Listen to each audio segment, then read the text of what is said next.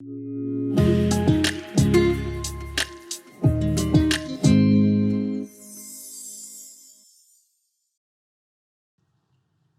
donné qu'on parle de vacances, les vacances s'en viennent. Je ne sais pas si vous avez planifié vos vacances, si vous êtes prêts.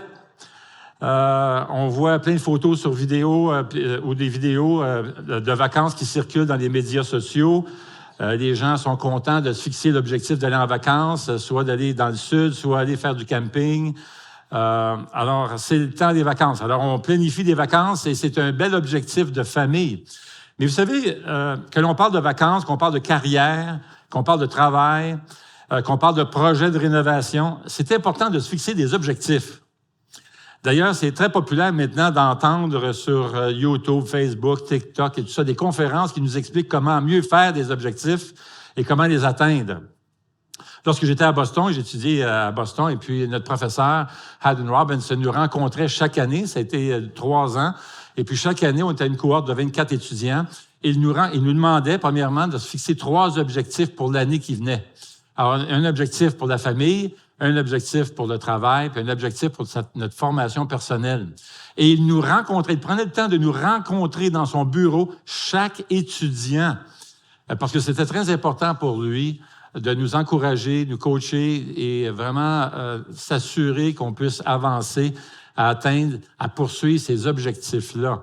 Et pourtant, c'était une personne qui était très occupée. Il était non seulement professeur, responsable de ses cohortes, mais aussi président de l'école, une grande école.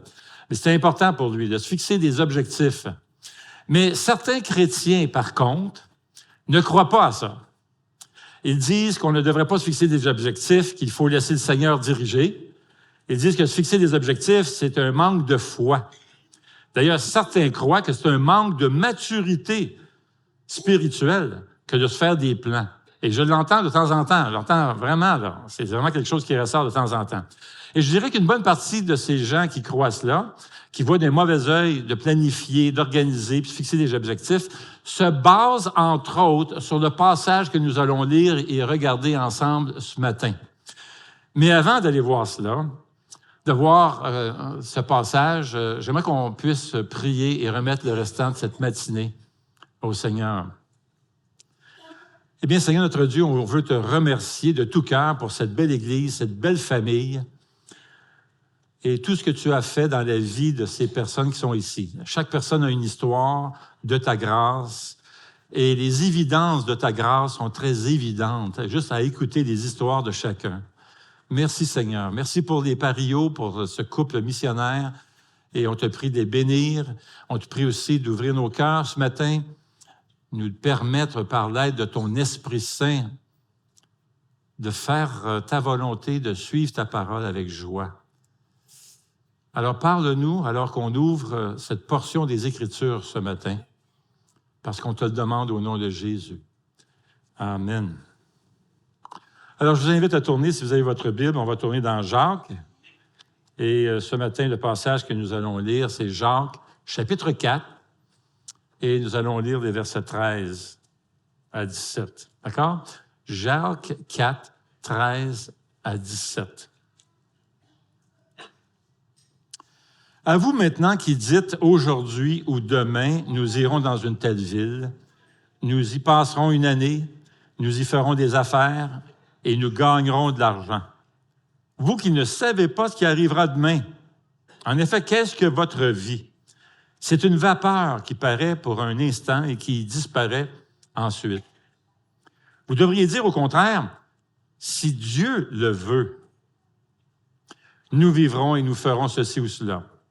Mais en réalité, vous vous montrez fiers de vos fanfaronnades. Toute fierté de ce genre est mauvaise.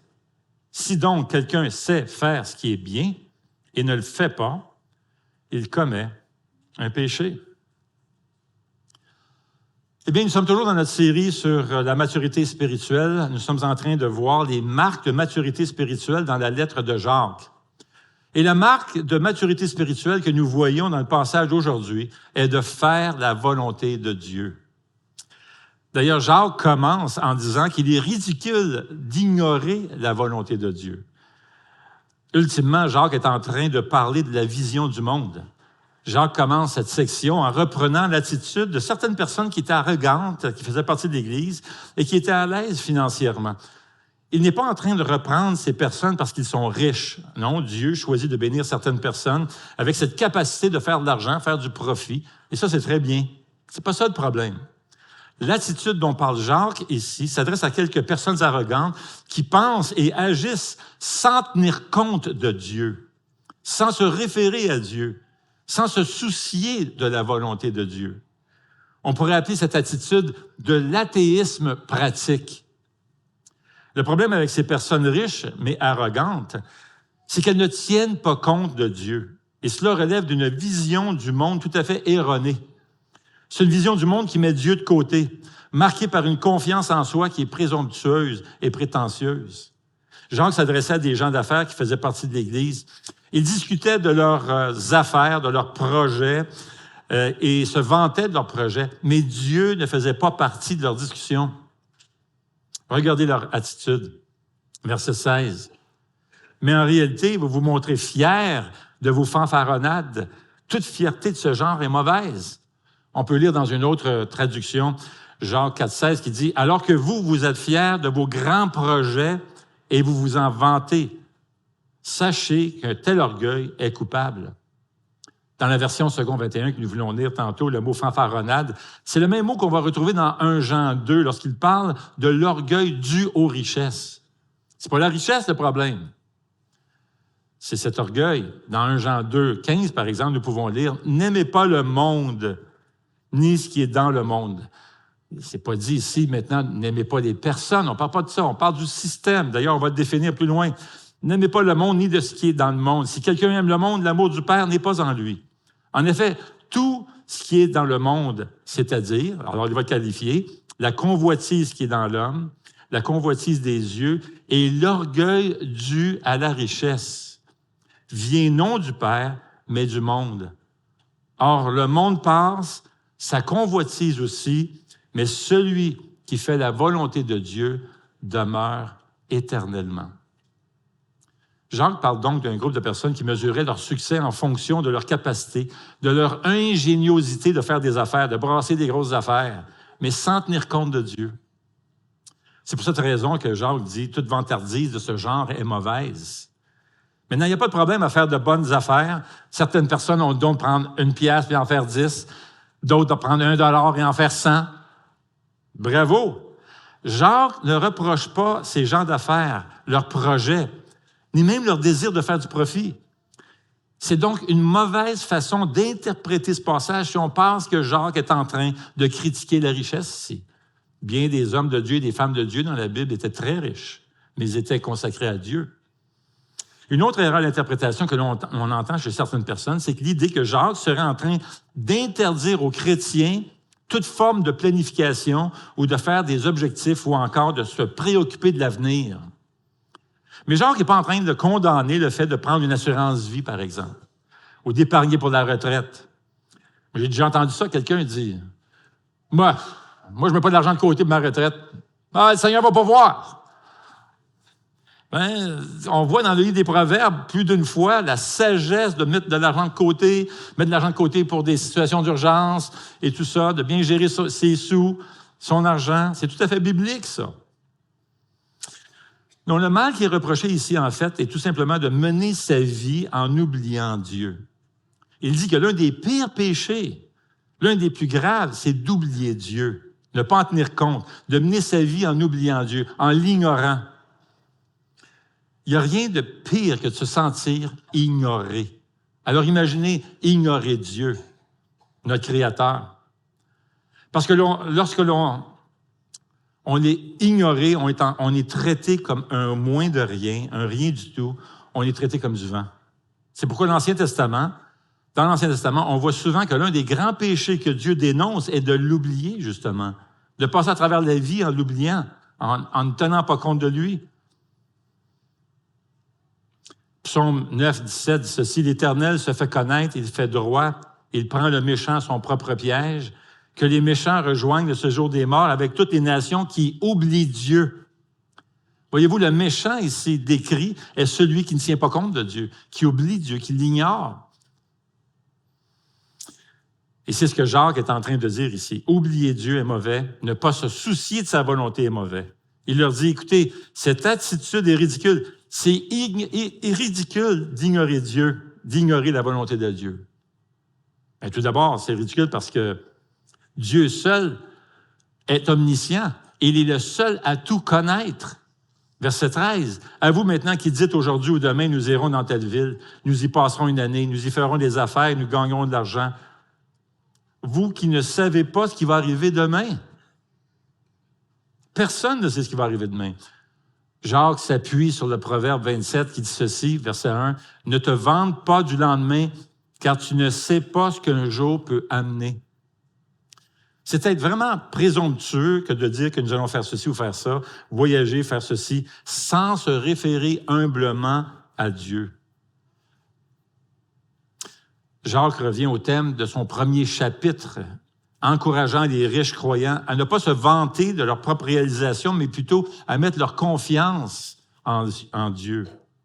Parce que ce genre d'attitude est tout simplement incompatible avec une vision chrétienne du monde où Dieu dirige souverainement le cours des affaires humaines. Dieu est souverain. Rappelons-nous cette parabole de Jésus, n'est-ce pas, dans Luc 12, cet homme d'affaires, versets 16 à 21, un agriculteur avec une récolte abondante. Le gars était riche, là. Tellement abondante que ses granges, ses entrepôts n'étaient pas assez grands pour recevoir tout son stock, son inventaire. Il a donc décidé de construire de plus grandes granges et d'avoir une plus grande sécurité pour l'avenir. Et voici ce qu'il se dit. Il se parle à lui-même dans Luc 12, 19. Il dit, « Je dirai à mon âme, tu as beaucoup de biens, beaucoup de cash. Tu es riche, mon ami. Beaucoup en réserve pour de longues années. Alors, repose-toi, mange, bois, puis fais le party. » Avez-vous remarqué que Dieu ne fait pas partie de l'équation ici? Aucune mention de Dieu. Alors, quelle a été la réponse de Dieu à sa vantardise? Bien, Luc 12, 20, Jésus dit, « Insensé, cette nuit même, ton âme te sera réclamée. » On ne peut pas contrôler les événements du futur. On n'a pas la sagesse de voir l'avenir, ni le pouvoir de contrôler. Seul Dieu est omniscient. Il est le seul à tout connaître. Quelle folie de ne pas tenir compte de Dieu et d'ignorer sa volonté. Voilà le message de Jacques. C'est comme voyager sur une mer déchaînée sans boussole ou rentrer en pleine nuit dans une jungle sans repère. Maintenant, si la vie n'est pas incertaine pour Dieu, Dieu connaît tout, elle l'est pour nous. Ce n'est que lorsqu'on marche dans la volonté de Dieu qu'on peut avoir confiance en l'avenir, car on sait qu'il nous guide. Et quoi qu'il arrive, parce qu'il va y avoir des épreuves aussi, et ça sera des temps difficiles aussi parfois. Quoi qu'il arrive, par contre, il y a cette tranquillité dans notre cœur, cette paix de savoir que nous sommes dans son plan. Une autre raison pour laquelle il est ridicule d'ignorer la bonté de Dieu, c'est que la vie est fragile. Verset 14, la deuxième partie du verset 14 dit ceci, en effet, qu'est-ce que votre vie? C'est une vapeur qui paraît pour un instant et qui disparaît ensuite. Job dit la même chose essentiellement au chapitre 8, verset 9. Nos jours sur la terre ne sont comme une ombre. Ça passe vite. Job 14, 1 répète ceci. L'être humain né de la femme, sa vie est courte mais pleine d'agitation. Il pousse comme une fleur, puis il se flétrit. Il s'enfuit comme une ombre sans résister. Alors, puisque la vie est si courte, on ne peut pas se permettre de simplement passer notre vie. Et on ne veut certainement pas gaspiller notre vie. On veut investir notre vie dans des choses qui comptent, les choses éternelles. Certains parmi vous connaissez le chanteur chrétien Richard Toupin. Il a composé plusieurs chants. Et il a composé un chant qui s'intitule « Réussir sa vie ». Écoutez bien le refrain. Il dit « J'ai trouvé le vrai bonheur. Il n'y a pas d'argent dans sa demeure. Le bonheur n'est pas de réussir dans la vie, c'est de savoir qu'elle est réussie. » Alors, comment réussir sa vie? Bien, Jacques va répondre au verset 15. Il dit, vous devriez dire au contraire, si Dieu le veut, donc on parle de la volonté de Dieu, si Dieu le veut, nous vivrons et nous ferons ceci ou cela. Maintenant, voici à quoi ressemble la maturité chrétienne ici. C'est cette attitude qui cherche à accomplir la volonté de Dieu. Et de quelle manière est-ce une marque de maturité spirituelle? Bien, premièrement, chercher à faire la volonté de Dieu, c'est comprendre que Dieu nous aime par-dessus tout et qu'il veut notre bien. Dieu a un plan pour chacun d'entre nous. Le Seigneur est un Dieu de sagesse et il sait ce qui doit arriver et quand ça doit arriver. Et en tant que Dieu d'amour, il désire ce qu'il y a de mieux pour ses enfants. Sa volonté est l'expression de son amour. L'une des plus belles découvertes que l'on puisse faire est de découvrir la bénédiction d'aimer et vivre la volonté de Dieu. Faire la volonté de Dieu est également une marque de maturité puisque c'est faire preuve d'obéissance. Parce que la volonté de Dieu, ce n'est pas une option. Dieu est le Créateur et nous sommes ses créatures. On lui doit obéissance. Il est le Sauveur, il est le Seigneur, il est notre Roi. Et si nous sommes venus à Jésus pour recevoir son salut, nous sommes ses enfants, mais aussi ses serviteurs. Il est notre Sauveur et aussi notre Seigneur. Traiter la volonté de Dieu à la légère, c'est lui déplaire. Verset 17 dit ceci, « Si donc quelqu'un sait faire ce qui est bien et ne le fait pas, il commet un péché. Alors si quelqu'un connaît la volonté de Dieu et ne le fait pas, il marche dans la désobéissance. » Verset 15, il dit ceci, Jacques nous dit, « Vous devriez dire au contraire, si Dieu le veut, nous vivrons et nous ferons ceci ou cela. » Maintenant, ça, c'est pas une devise qu'on doit adopter, là. J'entends ça des gens, des fois, dire ça, « Ah, si Dieu le veut, ou Dieu voulant. » Il y a des gens qui disent ça souvent, là, Dieu voulant, Dieu voulant. Et c'est correct. Certainement, c'est correct. On le voit d'ailleurs chez l'apôtre Paul, on va le voir tantôt. Mais on parle du cœur ici. On parle de l'attitude du cœur. Jean 4, 34 dit ceci, Jésus leur dit, « Ma nourriture est de faire la volonté de celui qui m'a envoyé et d'accomplir son œuvre. » L'apôtre Paul aussi a fait souvent référence à la volonté de Dieu lorsqu'il parlait de ses projets à ses amis. Par exemple, lorsqu'il fait ses salutations à l'église de Corinthe, il dit ceci au 1 Corinthiens 16, 7, il dit « Je ne veux pas cette fois-ci vous voir seulement en passant, mais j'espère rester quelque temps avec vous, si le Seigneur le permet. » Certaines personnes ont peur de la volonté de Dieu. Ils ont peur parce qu'ils ont l'impression qu'ils vont être encagés, ils ne pourront pas faire un paquet d'affaires, etc. Mais pourtant, ce que l'on voit dans les Écritures, c'est tout le contraire. Paul ne considérait pas la volonté de Dieu comme une chaîne qui le nuisait, mais plutôt comme une clé qui ouvrait des portes et le libérait. Ces libérateurs suivent la volonté de Dieu. Parce qu'on a un Dieu qui nous aime, c'est exactement ce dont nous avons besoin. Maintenant, c'est quoi la volonté de Dieu? Bien, il existe deux sortes de volonté de Dieu. Il y a la volonté de Dieu qui est générale et il y a la volonté de Dieu qui est particulière. Commençons avec la volonté de Dieu générale. On peut donner quelques exemples, mais juste quelques exemples. La volonté de Dieu, par exemple, c'est que chaque personne vienne à Jésus pour être sauvée.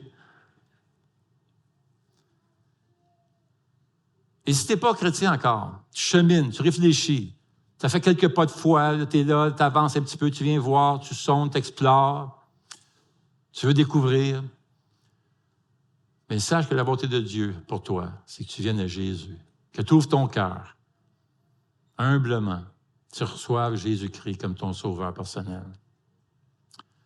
C'est sa volonté. 1 Timothée 2, 4 dit ceci, « Dieu désire que tous les hommes soient sauvés et parviennent à la connaissance de la vérité. » Il dit, en effet, il y a un seul Dieu. Il n'y a pas d'autre moyen pour être sauvé, pour avoir la vie éternelle. Il n'y a qu'un seul Dieu et aussi un seul médiateur entre Dieu et les hommes. Un homme, Jésus-Christ. Il n'y en a pas d'autre qui s'est donné lui-même en rançon pour tous. Un autre exemple de la volonté générale, c'est ceci, la volonté de Dieu est que tous les chrétiens se soumettent à lui. Paul, qui parle de la générosité des églises dans la Macédoine, dit ceci dans 2 Corinthiens 8, 5. « Ils ont fait plus que ce que nous espérions, car ils se sont d'abord donnés eux-mêmes au Seigneur, puis à nous par la volonté de Dieu. » La volonté de Dieu, c'est aussi que tous les chrétiens se réjouissent, prient et lui soient reconnaissants. On peut lire dans 1 Thessaloniciens 5, 16, « Soyez toujours joyeux. »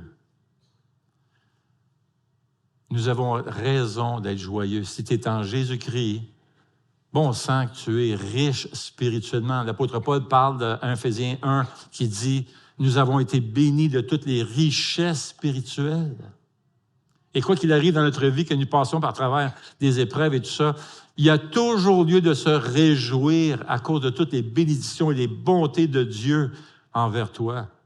Pense-y si tu es venu au Seigneur Jésus-Christ pour avoir son salut. Tu es maintenant un enfant de Dieu. Jésus demeure en toi. Tu es réconcilié avec Dieu. Tu es en paix avec Dieu. La culpabilité a été réglée à la croix. Tu es un enfant de Dieu, adopté dans la famille de Dieu. Tu as des frères et des sœurs, une assemblée, une église à travers le monde. Tu as le Saint-Esprit qui habite en toi. Tu as reçu un don de l'Esprit et tu as un héritage fantastique, inimaginable, qui t'attend au ciel pour l'éternité, où il n'y aura plus de larmes, plus de douleur, plus rien, juste la joie puis le bonheur. Est-ce qu'on entend des amen à ça, les amis? Amen, oui!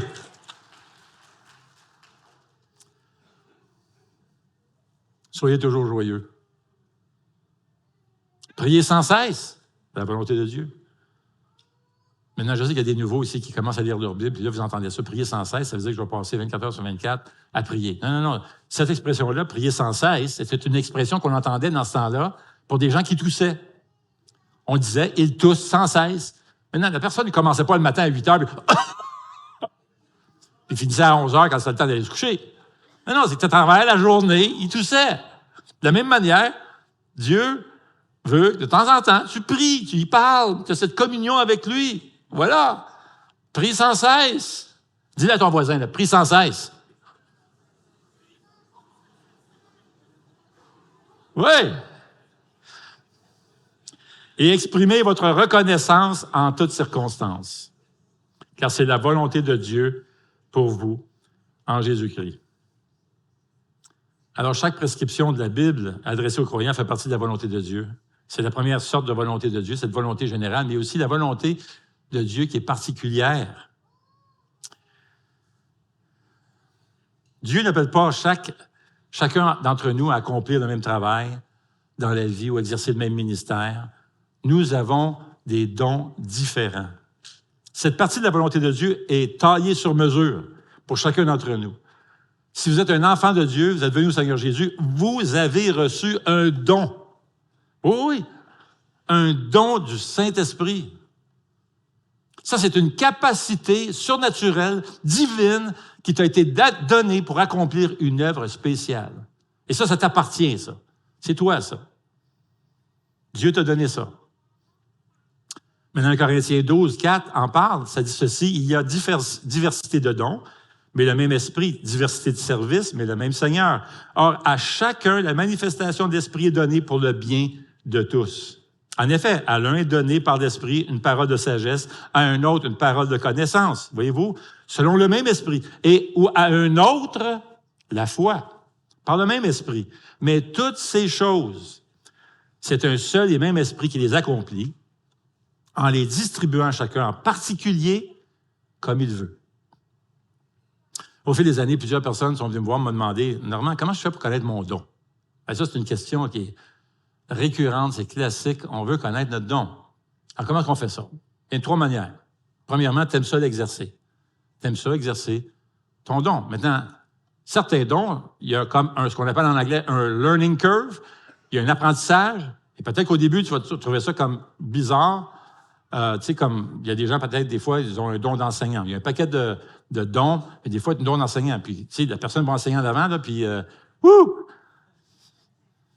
ça a travaillé fort pour qu'il se prépare. On a travaillé fort pour l'écouter. C'était comme, des fois, c'est dur. Mais c'est un apprentissage. Il faut être patient. C'est comme enseigner comme monitrice, moniteur, etc. Au début, tu sais, on est peut-être un petit peu gauche, mais c'est correct. Il y a comme un apprentissage. C'est correct, ça. Mais tu vas aimer ça. Deuxièmement, les autres vont le reconnaître. S'il n'y a personne qui reconnaît ton don,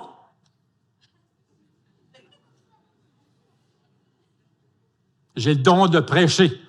Ah, mon Dieu, combien de gens sont venus me voir et me disent, moi, j'ai le don de prêcher.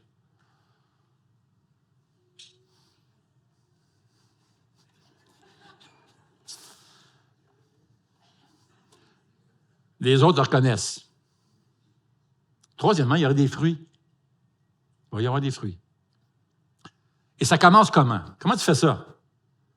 Bien, aime Dieu, puis implique-toi. Comment veux-tu que les autres le reconnaissent si tu ne t'impliques pas? Alors, tu t'impliques. Tu sers le Seigneur. Oui, dans n'importe quoi, même partout, n'importe où. Bien, pas partout, tu as un horaire, là, mais choisis quelque chose, puis vas-y, investis-toi, implique-toi. Puis là, tranquillement, il y a des gens autour de toi. Oh mon Dieu, aïe, aïe, aïe. Wow. Par exemple, il y a une personne ici que je connaissais pas trop, puis elle a commencé à s'impliquer, puis à aider à organiser des choses. Et mon amie, elle a une habileté là, de pouvoir organiser toutes sortes de choses, de projets, etc. C'est très impressionnant. Elle n'oublie aucun détail. Là, c'est comme... Vois-tu, elle a ce don-là, un don d'organisation. Alors, implique-toi, mouille-toi. Et si tu fais la volonté de Dieu avec un cœur sincère, tu vas être enrichi. Tu vas être béni. Quelle que soit la difficulté de la tâche. L'important est d'avoir un cœur qui aime Dieu, qui veut sincèrement faire sa volonté et le glorifier. J'inviterai des musiciens à s'approcher pendant que je vous pose cette question. Vous savez, il y a un mot qui revient très fort dans la Bible, surtout à travers les évangiles, à travers les Écritures. C'est un mot, c'est écrit en gros caractères et ça dit « maintenant ». Maintenant. 2 Corinthiens 6,2 dit « C'est maintenant le temps favorable. Voici maintenant le jour du salut. » Si tu n'es pas encore venu au Seigneur Jésus, maintenant, viens au Seigneur. Le Seigneur t'appelle. Et le temps de l'obéissance, c'est toujours maintenant. Et quelle est la volonté de Dieu pour toi aujourd'hui? Dieu t'appelle-t-il à venir à Jésus par la foi pour recevoir son salut? Alors, si c'est le cas, dis-lui, Seigneur, je le veux. Dieu t'appelle-t-il à renoncer à quelque chose? Si c'est le cas, dis, Seigneur, je le veux. Peut-être qu'il t'appelle à accepter une responsabilité qui est difficile. Si c'est le cas, dis-lui, Seigneur, je le veux. Que le cri de notre cœur soit cette parole de notre Seigneur Jésus dans le Notre Père, qui a dit que ta volonté soit faite sur terre comme au ciel. Et tu sais pourquoi tu peux faire la volonté de Dieu? Parce qu'un jour, Jésus était sur la croix et il s'est écrié « Mon Dieu, pourquoi m'as-tu oublié? » C'est ce qui est arrivé à Jésus sur la croix. Il a été oublié. Il a été complètement ignoré par la personne la plus importante de l'univers qui comptait le plus pour lui. Et pour Jésus, c'était l'enfer. Voyez-vous ce qui se passe? Parce que Jésus a été oublié pour nous, parce qu'il a reçu l'oubli qu'on devait recevoir. Dieu s'est souvenu de nous. Malgré nos péchés, malgré qu'on mérite que Dieu nous oublie, Dieu ne nous a pas oubliés. Comment peut-il être un Dieu si gracieux? Parce qu'il a oublié son Fils pour se souvenir de nous. Et parce qu'il se souvient toujours de nous, on peut se souvenir constamment de lui et vivre une vie de victoire, de joie, tout au long de la journée, à chaque instant, et prendre plaisir à faire sa volonté.